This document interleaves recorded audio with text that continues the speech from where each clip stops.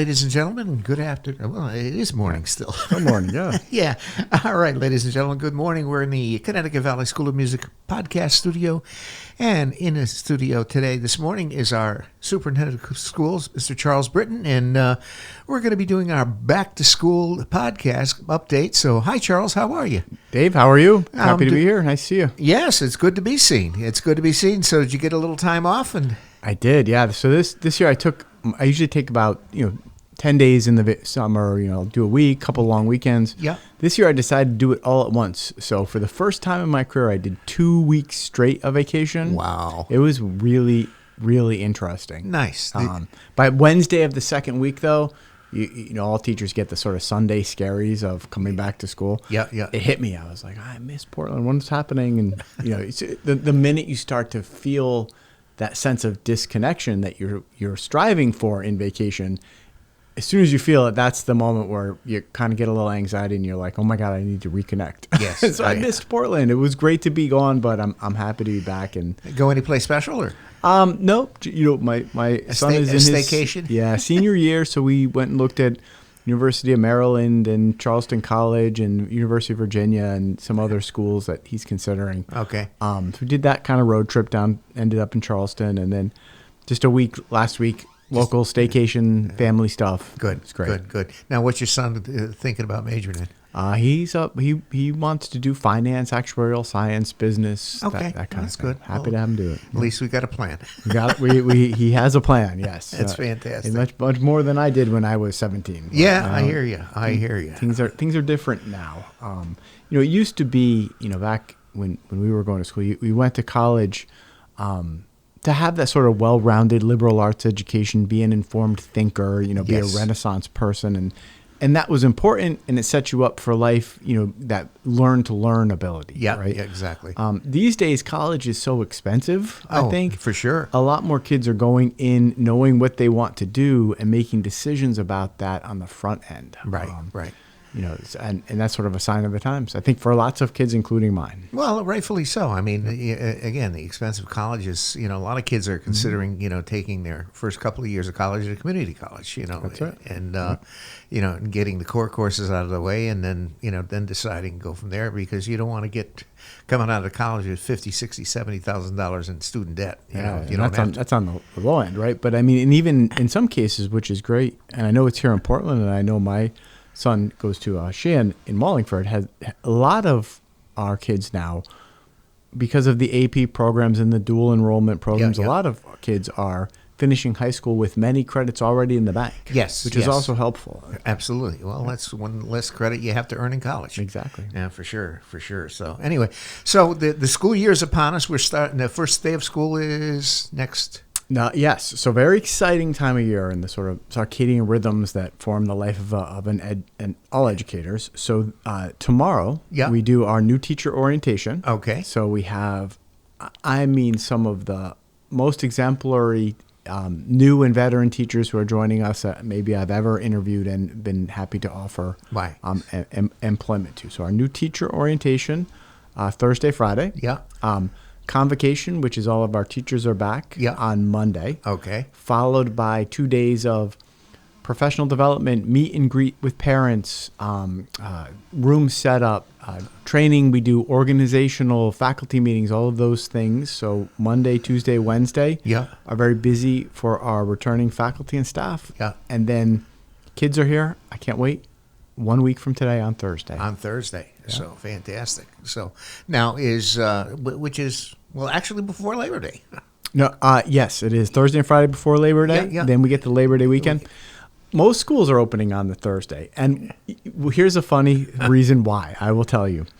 I like opening on the Thursday and Friday to kind of get the kids into the groove, right? Yeah. 1 year we opened on Monday and had a full week of school the first full week. And one of our biggest issues was, believe it or not, Dave, our kindergartners falling asleep on the bus on the way home. Really? By Thursday, Friday, our little pumpkins and 5-year-olds were so exhausted that many of them were falling asleep on the bus. Yes. So, for other reasons too, not just that one. But I like the idea of first 3 days of the last week of summer being for teachers. Kids here 2 days to get themselves in the groove. Yes. Then a 3-day weekend, and then we really go. Then and you're off and running. Then after Labor Day, it's pretty much straight through to Columbus Day weekend. Yeah, in October. Well, it's amazing. Even the news channels on TV now are, they do segments on preparing your kid to go back to school. Get 'em ready. Because a lot of times, during the summer, the bedtime schedule is often later. So they, Sure. recommendations, backing up to your bedtime, going to bed 15 minutes a day or whatever until you're there where they're supposed to be. And that when they hit going back to school, they're used to it, as far as that goes. So, Start getting them ready for sure. Exactly. So what's on tap for this academic year? Well, so really big year, and I'm excited to welcome everybody back. We have wonderful things here in town. We have some. I can't reveal too much. We have some really exciting things to share about some successes in our schools, and being a little cryptic with that, but more news to come on some very big awards that I think are on deck for this year. Our academics are strong. Our extracurricular, co-curricular athletic programs are outstanding. Mm-hmm. Amazing cast of certified teachers and faculty and staff, and one of the strongest leadership teams I've ever worked with. We're in really good shape this year. Good. Now, that said, we have to get back at the discussion about what we're going to do with our school facilities. Yes. Right? Yeah. 1 year ago today, I was talking to you about a pending November referendum that happened on the same day of the presidential election last November. Year goes by quick, right? That had us ask the community to support decommissioning Brownstone, decommissioning Gildersleeve, and beginning a process that would have moved 6th grade to the middle school and pre-K to 5 to Valley View Elementary School. Right. And that was done because all of our schools are aging and need work, but especially our 3 elementary schools need a ton of work. Like, they are not in good shape. Anybody who goes in them can tell. They're old schools that we need significant capital improvements. Yes.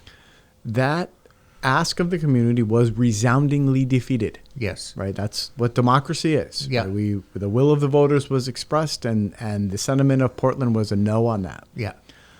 I think the reason for the no, I obviously read social media banter, was aware of the River East editorials, had lots of conversations about people. And I would say that part of the no vote was a reflection of we don't like one big elementary school. Yeah. We're a small town. Yeah. We like our small schools. Yeah. Concerns about the traffic that comes with that. Concerns about losing a gym space. But then the big one was also concerns about, well, what's going to happen to Brownstone Building and Gildersleeve if it were decommissioned? Right. And there were lots of answers in there, but no firm plan. Right. So after that defeat, we dusted ourselves off and went back to the drawing board. Mm-hmm. Right? And a new committee started working right after that called the Strategic Capital Improvement Planning Committee. Yep. That committee worked tirelessly. The chair of that committee, Carl Johnson, and the entire committee spent an enormous amount of time looking at the work that the former committees had done, meeting with architects, investigating schools, just literally at this point, no stone left unturned. Right. There was unanimous agreement on that committee, and I think everybody agrees that in a small town like Portland, with the number of students that we have, we don't need 3 elementary schools. Right. Everybody agrees. Consolidating schools makes fiscal sense and academic sense. Sure. Moving students every 2 years doesn't make sense. Right. And the expense and overhead and upkeep of 3 buildings doesn't make sense. There was also, unanimous consensus 1, decommission at least 1 school and consolidate. Right. Unanimous consensus 2 was that 6th grade moving to the middle school makes a lot of sense. Okay. Most middle schools in the state are grades 6, 7, 8. Yep. Portland used to be grades 6, 7, 8. Right. It's something we'd like to go back to, something that makes sense developmentally for our middle school age kids. So decommission a school, move 6th grade to the middle school. And then the third piece of unanimous consensus was doing nothing is not an option. Well, no, sure. Our schools are on borrowed time right now. Well, for sure. Roofs, windows, infrastructure, HVAC systems. We know the boiler went at Brownstone, and we're hoping that one comes in by the time the cool weather gets here. We can't ignore this problem anymore. Right. Everybody agrees to that. It's been ignored long enough. Yep. Right. So those were the three options. From there, though, the elephant in the room is, okay, if you're going to decommission one school and consolidate, which one? Right. And that's what we wrestled with, because the reality is you could develop a plan that led to Valley View being decommissioned. You could develop a plan that would lead to Gildersleeve being decommissioned. And you could develop a plan that would lead to Brownstone being decommissioned. Mm-hmm. That was the hard part. Right. Which one? Yeah. And even anybody hearing this now, I would ask you, which one do you want to close? Yeah. Right. Because I've got a plan. Now, the plans that came from that have different logistical considerations and tremendous expenses. Sure. Like to fix up Brownstone, to turn a 1930s era high school into a true 2025, 2026 era elementary school. Right. Has an enormous amount of costs. Yes. So at the end of the process, that's what took us so long. Developing our understanding and making that sort of pro and con list was what took so much time. Right. In July, though, a vote was taken. Mm-hmm. And here is the big moment, the big reveal. The reveal. And I've published the report, which is a 25-page report with linking documents that make that report hundreds of pages long. Right. Is as follows. The committee recommends that we move 6th grade to the middle school. Yep. Decommission Brownstone Intermediate School. Okay. Do a renovate to new on Valley View to turn it back into a pre-K2 school. Yep. And then do significant capital improvements at Gildersleeve to turn it into a 3-5 school. Okay. So at the end of a process, Portland would decommission Brownstone, turn Valley View into a pre-K2, turn Gildersleeve into a 3-5, middle school into a grade 6-8, and high school, of course, 9-12. Mm-hmm. There are a lot of moving parts within that. Yeah. The biggest, I think, consideration in that is a function of Brownstone. Sure. And this community's deep love, respect, and historical attachment to that facility. It's an iconic building. People love it. The recommendation is turn Brownstone, turn it over to Parks and Rec. Okay. So that you'll have the gym. Yeah. And you'll have the auditorium. Get Yeah. yourself a nice community theater and gym space for Park and Rec. Yeah. Turn it over to Portland Youth Services. Turn it over to the Portland Food Bank. Yeah. Expand the lease with Oak Hill, which Oak Hill is a special needs facility that currently rents 2 classrooms. In the back, yeah. In the back, they would be happy to expand that lease. So they would do 5 or more classrooms. Okay. And that would be a short-term solution while the town then considered longer-term disposition for that facility. Okay. And the reason why, and this was a lot of debate and not everybody agrees on this, yeah. is that folks are concerned that an aging 1930s elementary school on Main Street with a $42 to $52 million Nordic spa going in right next to it right. would not be the optimal learning environment or developmentally appropriate for children. Okay. I mean, it was built for high school age kids. Yeah. We're now using it for 5, 6. Yep. To turn it into grades significantly lower on Main Street with a Nordic spa going in that is expected to bring in hundreds of thousands of cars a year in that neighborhood and in that building, the elevator work, the parking lots and everything, it's just not, it's not optimal. Okay. Whereas the physical plants at Gildersleeve and Valley View are purposefully designed to support the needs of our pre-K5 kids. Sure. And will work well to that end once we do the work on them. So my plan this year is to not only welcome our teachers back, but to get on the road and sell this plan. Okay. I've got a joint Board of Ed, Board of Selectmen meeting next week. Yep. All of this is online. You can, the beautiful thing about the World Wide Web and technology is you can watch every word anybody has ever said. Yes, so you can. It's out there. Watch these presentations. Be aware. I promise that this will be a centerpiece of this November's municipal election. Yep. As people run for boards of education and selectmen, this will be a hot topic. Yes. I expect a lively debate about this. The goal, I hope, if all goes well, is to get back out in front of voters with another bonding referendum in the spring. Yep. My hope is that this one passes. It's a good plan. It's not cheap. Nothing is, but the buildings are what they are. Yeah. This is what happens. Well, that's the thing. You can't put lipstick on a pig. Right. And there are lots of, you'll see in the report, savings too. Sure. Overhead savings from reducing the school, and an enormous amount of state reimbursement that we can get. Sure. So it's not all on the local property taxes. Yeah. If we do this right. Right. So nobody's going to hear me say it's cheap. Yeah. But there is no cheap way through many decades of deferred and not enough capital improvement funds invested over the years. Yeah. Unfortunately, that's statistically one of the things about capital. In not only in Portland but any town, that's the first thing that kind of slides to the floor. Right. Yeah. And in fairness, I want everybody to know that this isn't something that will happen next year. Right. Or the year after. Mm-hmm. This is a 3 to 5 year plan, right? So everybody's going to have lots of time to get ready for it. Lots of communication is forthcoming starting now. The plan was just approved in July. We have a plan for this. What I really need people now to do is to discuss the plan. Right. To be aware of it. And if anybody questions the need, give me a call. I'll take you for a tour. Yeah. Sure. Let me show you what our roofs look like. Yes. Let me show you what our windows look like. Yes. Let me hope that there's not a blazing hot day this fall, and you know there will be. Yeah. And if you don't believe me, let me show you the second floor of brownstone when the temperature is above 90 degrees. Yes. And ask you, is that the optimal learning environment?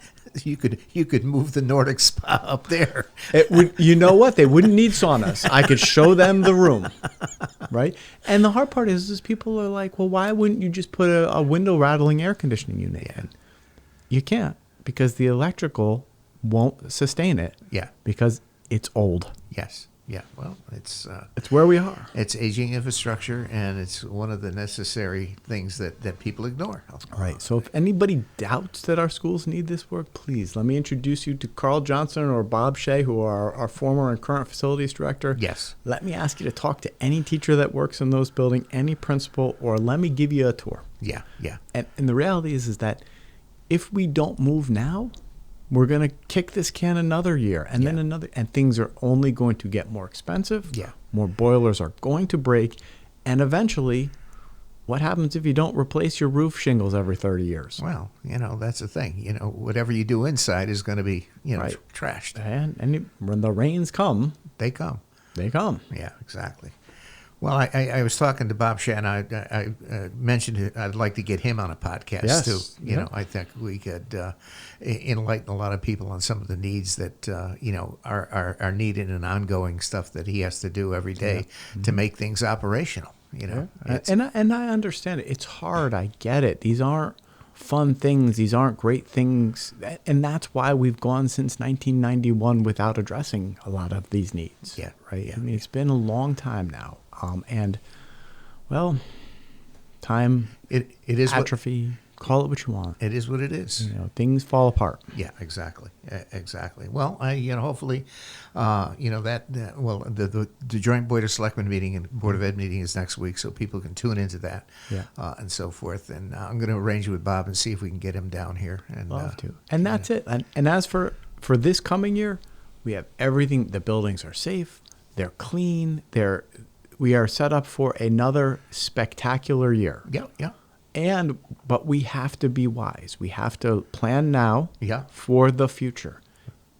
Trust me, I would rather only be focusing on teaching and learning and not worrying about our values of windows or insulation, right? Right. That's not what I got in school to do. Yeah. But I know that if we don't tackle this problem now, 3 or 4 years from now, ugh. It's going to be rearing its head. Ugh. Yeah. Right?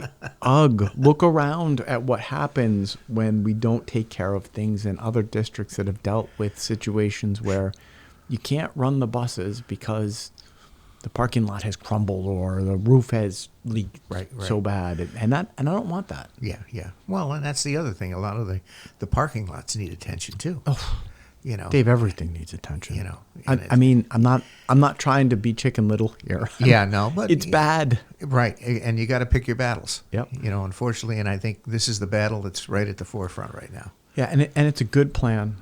It's not a plan that's going to bankrupt the town. It's fiscally sustainable. There's enough savings and state reimbursement that we can do this. Yeah. It's not cheap. Right. But if we're smart and if we figure out how much tax revenue is going to come in from that unbelievable Brainerd place, watching that building go up, coming over the Argoni Bridge every year has been amazing. Oh my God, yes. If we figure out what the car taxes and eventually when the tax abatements goes and the retirement of the bond at the park and what the influence of the new Nordic spa is going to be and what new housing starts are and what reevaluation means, all of those things can make this doable and can give Portland's children a wonderful place to be. Absolutely. Not that they don't have one now, but we are on borrowed time. Yeah, exactly. Well, I did a podcast with Dan Bertram, who is the developer at Brainerd Place, and he came over and was nice enough to do a podcast. And the first building, which is you've seen gone up, is basically is 99 units.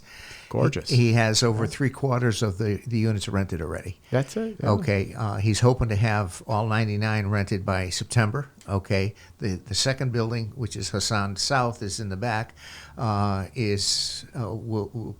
Will be a more apartment, but there's also a retail component.